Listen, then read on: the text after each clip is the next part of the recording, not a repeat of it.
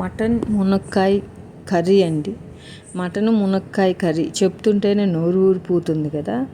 లేత mutton 3/4 kilo, 3 మునక్కాయలు తీసుకున్నాము. మటన్ని ఉప్పు పసుపు వేసి 4 సార్లు బాగా నీట్గా వాష్ చేసుకొని మటన్ని పొయ్యి మీద పెట్టాలి.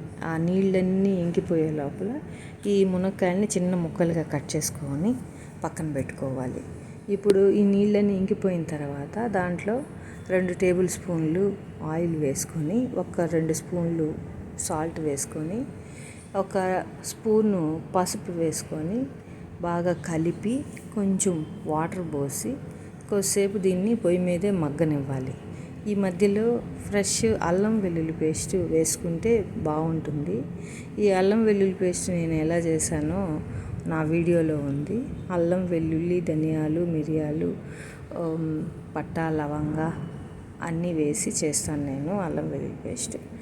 అదంతా అయిపోయిన తర్వాత 2 స్పూన్లు అల్లం వెల్లుల్లి పేస్ట్, అదిగోండి 2 స్పూన్లు మిరప్పొడి వేసి ఒక ఆనియన్ని కట్ చేసి ముక్కలుగా చేసుకొని వేసి పొయ్యి మీద బాగా కలిపి, ఈ పొయ్యి మీదే కుక్కర్లో పెట్టను మటన్ నేను, బాగా వాటి అంతా ఉడికే వరకు 2 గ్లాసులు నీళ్లు పోసేసి ఒక 15 నిమిషాలు ఉడికిన తర్వాత టమోటాలు ఒక 3 టమోటాలు తీసుకొని ముక్కలుగా కట్ చేసి వాటిని వేసి బాగా ఉడకనిచ్చి పక్కన పెట్టేసి, ఇప్పుడు ఒక కడాయి తీసుకొని దాంట్లో ఆయిల్ వేసి ఆనియన్స్, పచ్చిమిరపకాయలు, పుదీనా ఆకులు వేసి బాగా వేగనిచ్చి బ్రౌన్ కలర్లో వేగాలి.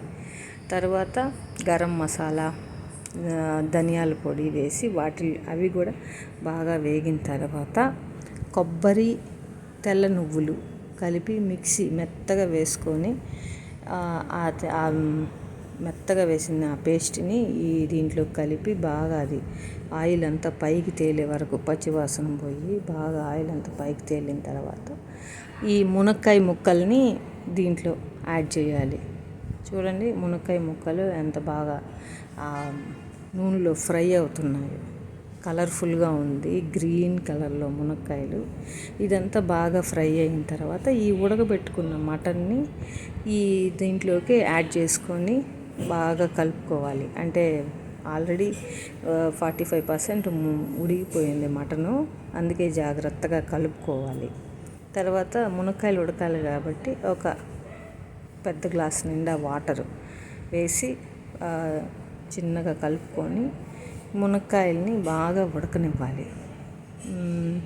మెత్తగా ఒకసారి మునక్కాయల్ని చూసుకోవాలి ఎలా ఉడికింది అని. నీళ్ళు చాలకపోతే నీళ్ళు కూడా వేసుకోవాలి.